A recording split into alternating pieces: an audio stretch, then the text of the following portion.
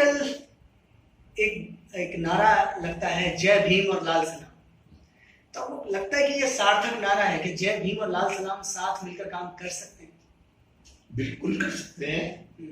अभी नहीं, आज से 50 साल पहले यही करना चाहिए था। कम्युनिस्ट पार्टी क्योंकि सभी जगह नहीं, लेकिन अधिकांश कम्युनिस्ट पार्टी ने जो दलित वर्ग का अस्पृश्यता के सवाल, उनकी तिरस्कार के सवाल, उनकी उपेक्षा के सवाल, उनको जो जिस तरह से हल करने के लिए जी जान लगानी चाहिए थी, क्योंकि वो हमारा वर्ग है।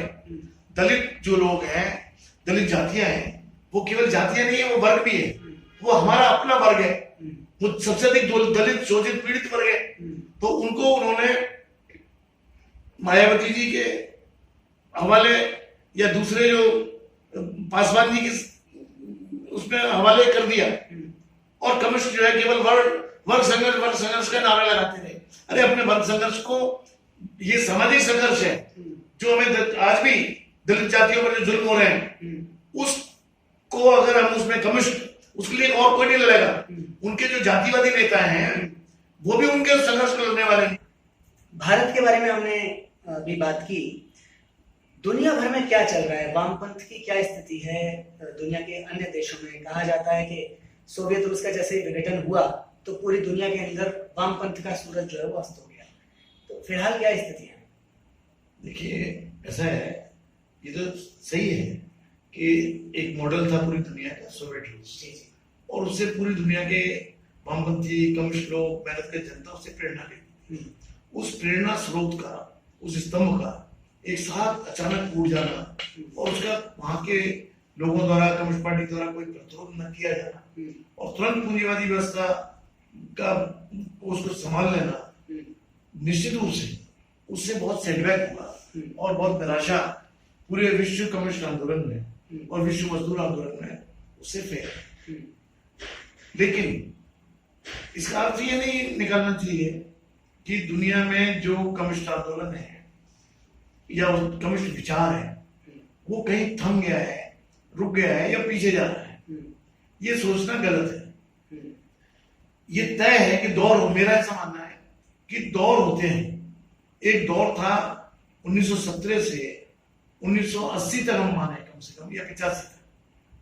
वो दौर था टग ऑफ वार, जैसे होता है ना, रस्साकशी का खेल। तो रस्साकशी में 1917 के बाद पूरी दुनिया के जो साम्राज्यवाद के, उपनिवेशवाद के अधीन देश थे, वो सोवियत रूस से प्रेरणा लेकर आजादी की लड़ाई को तेज कर रहे थे। हम ये देखते हैं, भारत भी इसमें शामिल है।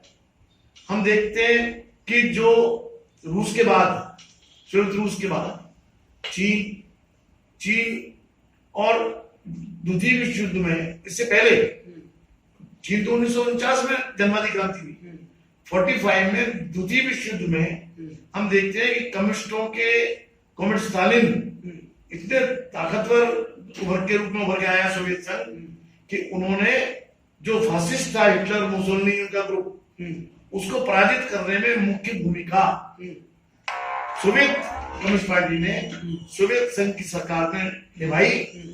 और हिटलर को उसके देश में जाकर पूरे रास्ते में जब सोवियत सेनाएं 1 लाख उसको घेरे को तोड़ने में, जो केवल मॉस्को रह गया था, तो जो हिटलर का घेरा था पूरे सोवियत रूस पर, उसको तोड़ने में ये तय हुआ कि इसको तोड़ने के लिए 1 लाख लोगों शहीद होंगे। तो कम्युनिस्टों ने अपने नाम लिखाए और 1 लाख शहीद हुए कम्युनिस्ट, और उस घेरे को तोड़ा। और जब हिटलर की सेनाओं को जो अपराजय माने जाने लगी थी, उन अपराजय सेनाओं को मारते हुए जब लाल झंडे हाथ में लेकर रूस की सेनाएं चली, लाल झंडे की सेनाएं चली, तो बर्लिन तक नहीं ठहरी, और उसके बीच में जो यूरोप के, पूर्वी यूरोप के जितने देश थे, उन पर लाल परचम फहराया गया।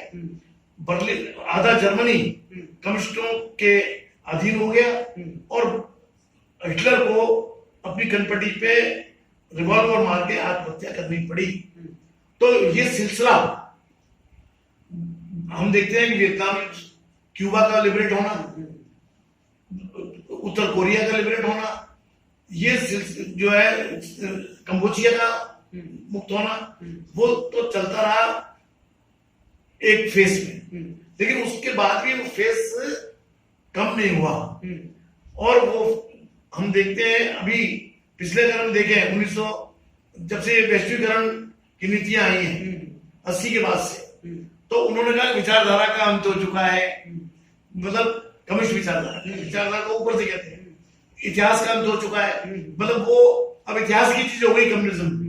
नो, ऐसा नहीं है। कम्युनिज्म, वामपंथ आज के जमाने की भी एक प्रत्यक्ष हकीकत है। हम देख रहे हैं कि क्यूबा को कितनी ताकत है, ये अमेरिका ने बिल्कुल सामने नष्ट करने की, लेकिन उस क्यूबा को अमेरिका जैसा साम्राज्यवादी देश एक छोटे से देश को नष्ट नहीं कर पाया। वो चुनौती बना रहा और आज भी चुनौती है। फिर हम देखते हैं कि एक ध्रुवीय व्यवस्था रूस के कोलैप्स होने के बाद पूरी दुनिया में केवल अमेरिका जो चाहता था, उसने इराक को नष्ट किया, कर दिया, कोई कुछ नहीं बोला। लेकिन अब दुनिया वापस एक ध्रुवी नहीं रही। अब दुनिया जो है, हमारा तो ये कहना है कि पश्चिम से जो पूर्वी की तरफ और दक्षिण से उत्तर की तरफ जो आर्थिक समीकरण है वो बदल गए हैं। दुनिया की सबसे बड़ी आर्थिक ताकत के रूप में चीन उभर के आ गया है, और रूस जो पूरा अमेरिका और यूरोप है, वहां पर दुनिया की सबसे बड़ी मंदी आई हुई है।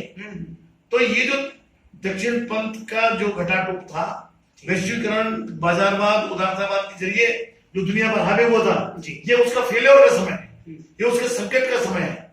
ये जरूर है कि उन्होंने दक्षिणपंथी ताकतें हथियारों के जरिए ये इनके प्रकार अपने को कायम किए हुए हैं, लेकिन इसके बावजूद अब वो अपराधी नहीं है, वो चुनौतीहीन नहीं है। आप देखेंगे कि अभी जो है उत्तर कोरिया को कितनी धमकी दी ईरान को ट्रंप ने कि हम इनको उड़ा देंगे अगर ये हथियार नहीं डालते, अगर ये पूरे हथियार नष्ट नहीं करते तो हम दोनों को नष्ट कर देंगे। तो क्या कर पाए? नहीं, क्योंकि उसके पीछे चीन बैठी हुई है। और चीन ने अभी जो समिट हुआ है ये G20, उस G20 में से पहले अमेरिका का जो रुख था और आज जो रुख है, बहुत बड़ा बदलाव है उसमें। क्योंकि वो जानता है कि चीन ने साफ कह दिया था कि हम युद्ध के लिए तैयार हैं, हम आर्थिक युद्ध के लिए भी तैयार हैं और हम दूसरे युद्धों के लिए भी तैयार हैं। तो अमेरिका आज वो जो ताकत थी वो क्षीण हो रही है, और उसने चाहा अभी कौन सा देश है जहां पर नई सरकार बना दी, समानांतर सरकार उन्होंने खड़ी कर दी, डेमोक्रेटिक कंट्री है वेनेजुएला का उदाहरण सबसे मजबूत उदाहरण है, शानदार उदाहरण है कि वेनेजुएला में जो कि एक वामपंथी सरकार है, उसके समानांतर सरकार अमेरिका ने खड़ी कर दी, लेकिन वो फेल हो गई। वहां की जनता पहले भी हुई, आज भी उसके पक्ष में जनता खड़ी है। और इधर हम देखते हैं कि एक हिंदू देश जो था एकमात्र दुनिया का, नेपाल, वहां पर कम्युनिस्ट पार्टी जीत कर आ गई है, राजशाही को समाप्त करने में अग्रणी भूमिका निभाई है, और वहां पर अभी कम्युनिस्ट पार्टियों को चुनौती देने वाली पूंजीवादी पार्टियां नहीं है। तो पूरी दुनिया में नए सिरे से सूडान में, फ्रांस में जिस तरह जन आंदोलन हो रहे हैं, वो निश्चित रूप से जो वामपंथी आंदोलन है, कम्युनिस्ट आंदोलन है, उनकी तरफ बढ़ेंगे। और पूरे यूरोप में, चाहे जर्मनी हो, इंग्लैंड हो, फ्रांस हो, अमेरिका हो, सब में जो है बगावत के स्वर मजदूरों के तेज हो रहे हैं। वो वर्तमान अर्थव्यवस्था के खिलाफ संघर्ष में और ज्यादा रेडिकल होते चले जा रहे हैं। तो हमारा मानना है कि ये आने वाले दिनों में जो संकट जितना बढ़ेगा उतना ही ये रेडिकल होंगे आंदोलन, और वामपंथी और कम्युनिस्ट देश नए उभरेंगे पूरी दुनिया के नक्शे पर।